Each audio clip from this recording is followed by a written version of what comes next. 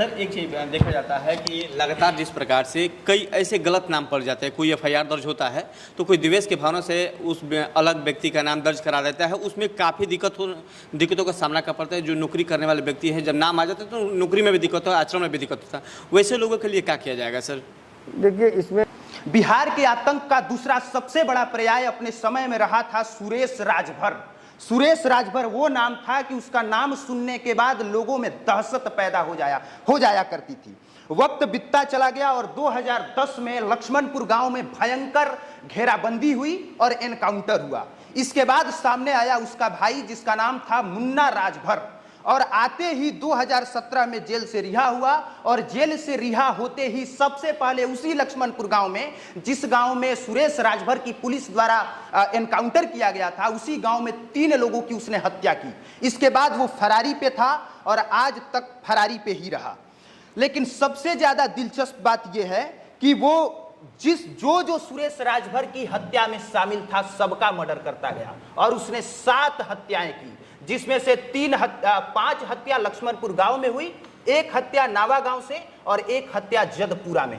सबसे पहले सर बक्सर के एसपी नीरज कुमार सिंह है इस मुद्दे पर हमसे बात करने के लिए, क्योंकि ये वही पुलिस अधिकारी हैं जिन्होंने उस असंभव को संभव कर दिखाया जिसकी कल्पना कोई कर ही नहीं रहा था, जिस पर लोग सवाल उठा रहे थे कि पुलिस वाले खुद ही इन लोगों से मिले होते हैं, इस वजह से ये लोग गिरफ्तारी नहीं करते।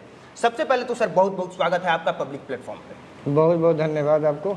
सर आपको लगता है कि आपने इतना बड़ा काम कर दिया है, जितना लोग उसको बड़ा सातिर और अपराधी मानते थे, आपको लग रहा है कि आपने सच में इतना बड़ा काम कर दिया? नहीं, बहुत बड़ा काम तो ये नहीं कर सकते हम लोग, क्योंकि पुलिस का अमूमन यही काम है कि जो भी हमारे असामाजिक तत्व हैं, जो हिस्ट्री सीटर हैं, उनको गिरफ्तार करके बिहाइंड द बार हम लोग भेजें। तो इसमें उसी कड़ी में ये हम लोगों का मुन्ना राजभर था। जैसे कि आपको पूर्व से जानकारी है कि ये सुरेश राजभर का भाई था और काफ़ी दिनों से जो है कि हम लोगों के मोस्ट वांटेड बक्सर, गाजीपुर, बलिया के रूप में था।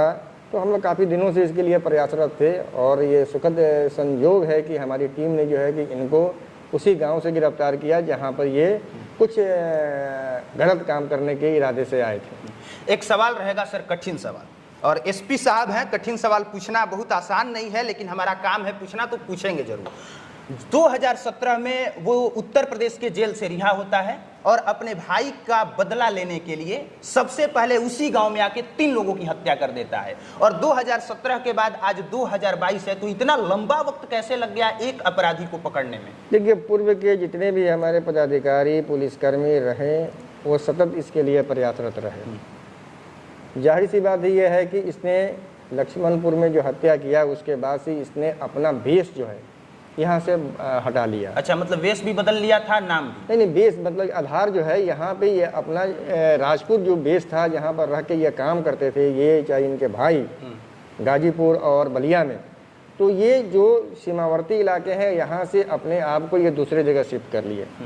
इसी दरमियान जो है कि इन्होंने अपना नाम भी चेंज कर लिया।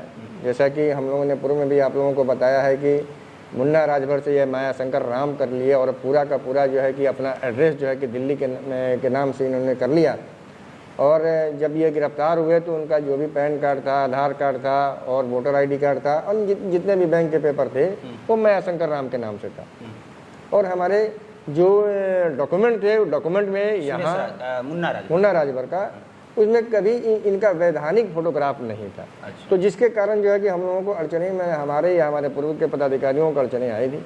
लेकिन हम लोगों ने जो है कि इस बिंदु पे भी जो है जो पूर्व के जो है कि जो हमारे पास डॉक्यूमेंट थे, गाजीपुर बलिया में जो इनके डॉक्यूमेंट थे, सारी चीज़ों को हम लोगों ने खंगालना शुरू किया। तो उसी में से हम लोगों को कुछ क्लू मिला जिसके आधार पर इनकी गिरफ्तारी हुई। अच्छा, एक ये है कि कब और कैसे कैसे गिरफ्तार हुआ, क्योंकि आप बता रहे हैं कि उसने जगह बदल दिया था, अपना नाम बदल लिया था, आधार कार्ड चेंज कर लिया था और अपने सहयोगियों को भी यहां तक से उसने बदल लिया था। मतलब कि सब कुछ चेंज हो गया था। पुलिस के लिए बहुत मुश्किल था। पता कैसे चला कि लक्ष्मणपुर गांव में वो आने वाला है और आप लोग जाके बिल्कुल फिल्मी स्टाइल में जाके आप लोगों ने दबोच लिया? देखिए, ये अनुसंधान का विषय है। अनुसंधान की सारी बातों को जो है कि सब जगह आदमी शेयर नहीं कर सकता है। कुछ हमारे अपने जो है कि आसूचना तंत्र देने वाले लोग थे, उनसे जो है कि हम लोग करीब करीब, या आज की बात नहीं है, जब ये चुनाव, पंचायत चुनाव, त्रिस्तरीय पंचायत चुनाव हो रहा था, उसी समय हम लोगों को कहीं से ये गुप्त सूचना मिली कि ये मुन्ना राजभर नाम का जो शख्सियत है, अपराधी है, जो सुरेश राजभर का भाई या पहले से भी था, लेकिन कुछ लोगों को जरा बताया जा रहा है कि नहीं, मुन्ना राजभर जो है कि कहीं मारा गया है या कहीं गायब हो गया है या कहीं गैंगवार में ख़त्म हो गया है। लेकिन जो पुष्ट सूचना मिली कि नहीं, मुन्ना राजभर जीवित है और यहाँ पे आता जाता रहता है, और यहाँ से जो भी जनप्रतिनिधि हैं, सभी जनप्रतिनिधि नहीं, कुछ जनप्रतिनिधि और जो गांव में जो व्यवसाय करने वाले लोग हैं, उनसे ये रंगधारी लेता है। और चुनाव को प्रभावित करने के लिए ये त्रिस्तरीय पंचायत चुनाव में आया था।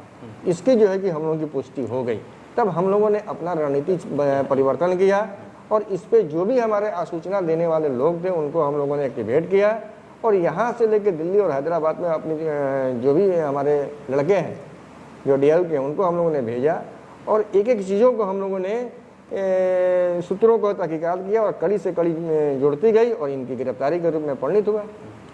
सर, पता नहीं आपको पता है कि नहीं पता है, 2010 में जब सुरेश राजभर का एनकाउंटर हुआ था, तब बहुत सारे ऐसे लोग थे जो मानने को तैयार ही नहीं थे कि सुरेश राजभर का एनकाउंटर हो गया था। बहुत लोग ये मान रहे थे कि पुलिस ने एक झूठी कहानी गढ़ दी है और झूठ-मूठ के ये कहा जा रहा है कि सुरेश राजभर को मार दिया है। इसका मतलब कि बहुत सारे ऐसे लोग थे जो सुरेश राजभर को अपना गॉड फादर मानते थे।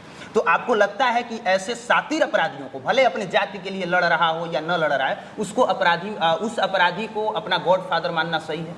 नहीं, देखिए, अब लोग क्या मानते हैं नहीं मानते हैं, लोग की अपनी मजबूरी है। अब मुन्ना राजभर है, सुरेश राजभर है, अब कोई भी ग्रामीण है, कोई भी जनता है, किसी जो है कि शौक से जो है कि किसी को जो है कि गॉड फादर नहीं मानते।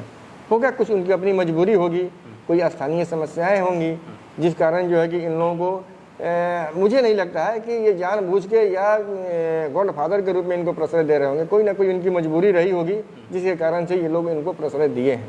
तो अब मुन्ना राजभर की गिरफ्तारी हुई है, क्या लोगों ने इस बार पूरी तरह से भरोसा कर लिया है कि नहीं, इस बार मुन्ना राजभर की ही गिरफ्तारी हुई है? देखिए, मुन्ना राजभर को जिस समय हम लोगों ने गिरफ्तार किया, उस समय ये अपने आप को माया शंकर राम बता रहे थे। माया शंकर राम बता रहे? हाँ, उस समय भी माया शंकर। पूरा का पूरा जो है कि ID इनका जो है, पहले भी बताया हमने कि इनका जो है पैन कार्ड से लेके, आधार कार्ड से लेके, वोटर ID कार्ड, सारा का माया शंकर राम है। इन्होंने काफ़ी हम लोगों को उलझाने का प्रयास किया कि मैं माया शंकर राम हूँ। हमारी टीम जो है कि वहाँ दिल्ली में काम कर रही थी, वहाँ से भी इन लोगों ने बताया कि नहीं, माया शंकर राम जो है। लेकिन कुछ चीज़ें हैं जो कितने से भी बड़ा सातिर अपराधकर्मी हो, कुछ न कुछ साक्ष्य क्लू छोड़ता है। इसी के द्वारा इनके द्वारा कुछ गड़बड़ियाँ की गई, जिसमें जो है कि ये अपने ही जाल में, बुने हुए जाल में फंस गए, और बाद में खुद ही है ये डिस्क्लोज किया कि नहीं, मेरा नाम जो है मुन्ना राजभर है। क्या हो सकता है कि इसमें सफ़ेद पोस्ट वाले को भी हाथ माना जाए?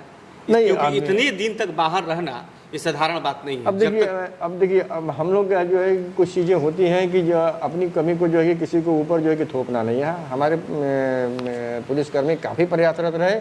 हो सकता है कि किसी केस को डिटेक्ट करने में कम समय लगता है, किसी केस को पकड़ने में ज़्यादा समय लगता है। पुलिस का काम निरंतर प्रयास करते रहना है, और उसी निरंतर प्रयास का नतीजा है कि इनकी गिरफ्तारी हम लोग ने किया है।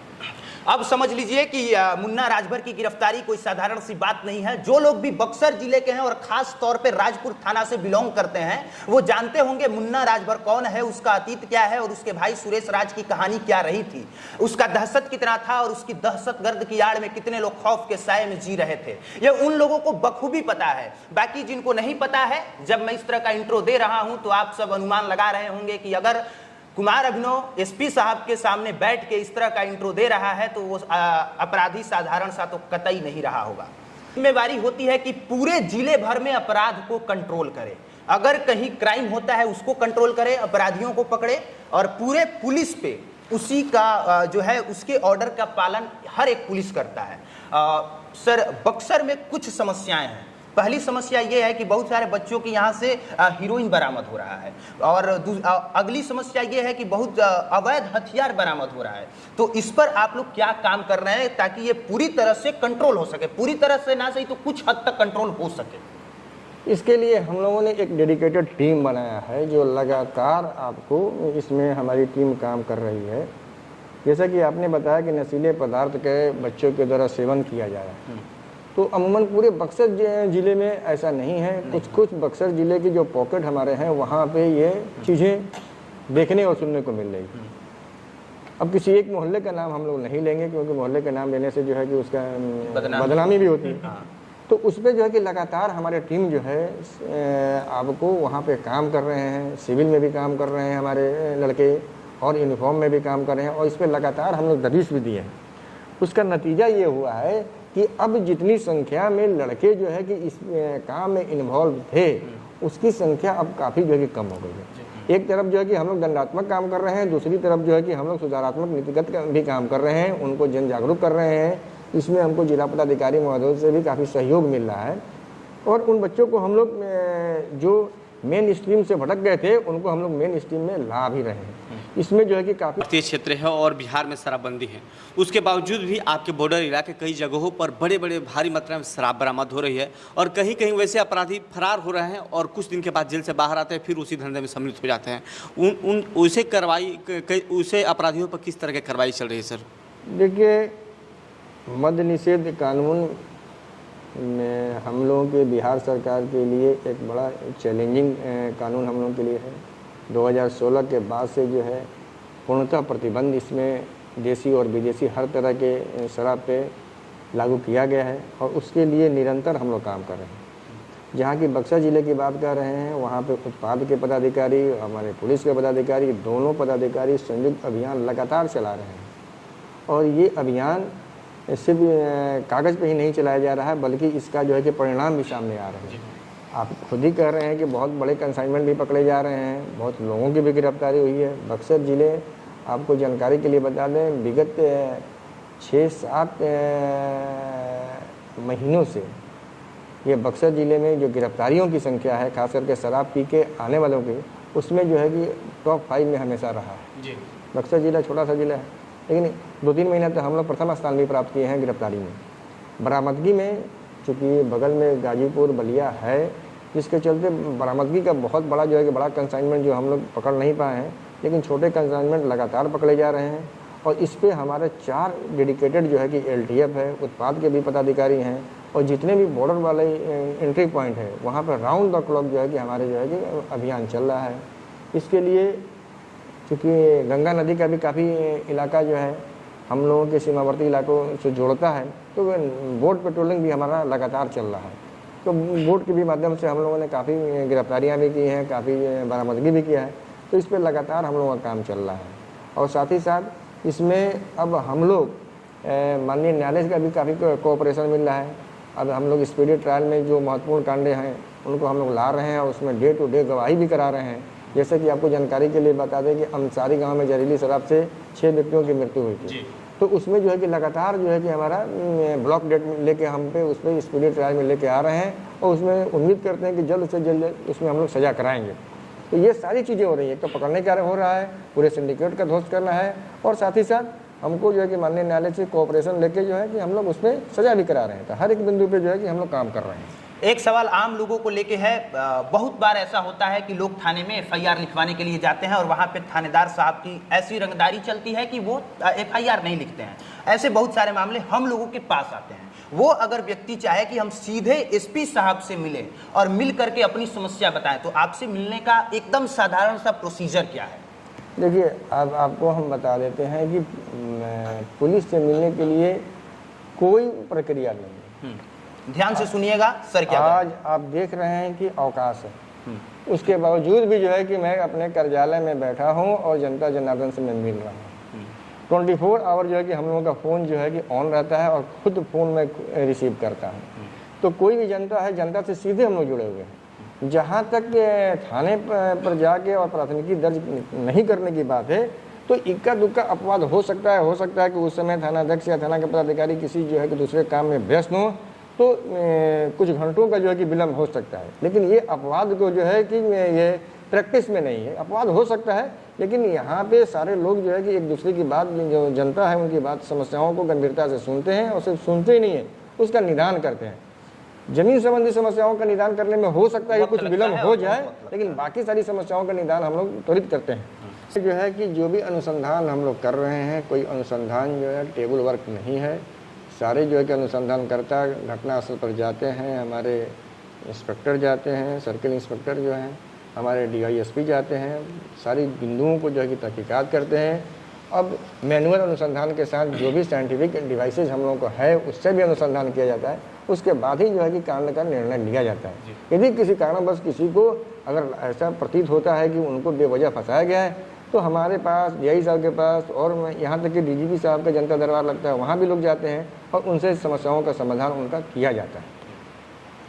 बाकी हमारे साथ इस मुद्दे पर बात कर रहे थे बक्सर के SP श्री नीरज कुमार सिंह जी, और मैं खास तौर पर इस मुद्दे पर बात कर रहा था कि मुन्ना राजभर की गिरफ्तारी कैसे हुई। बाकी बक्सर की बहुत सारी समस्याएं हैं जिस पर हम बात कर सकते हैं। एक चीज मैं आपको दिखाना चाहूंगा कि जिस समय 2010 में सुरेश राजभर की गिरफ्तारी हुई थी, उस वक्त श्री उपेंद्र कुमार सिन्हा जो 22वें नंबर पर बक्सर जिला के SP बने थे, उनको गैलेंट्री अवार्ड से सम्मानित किया गया था। और अब जब उसके भाई मुन्ना राजभर की गिरफ्तारी होती है तो हमें बेसब्री से इंतजार है और जिले वासियों को बेसब्री से इंतजार है कि सर को कौन से अवार्ड से सम्मानित किया जाएगा।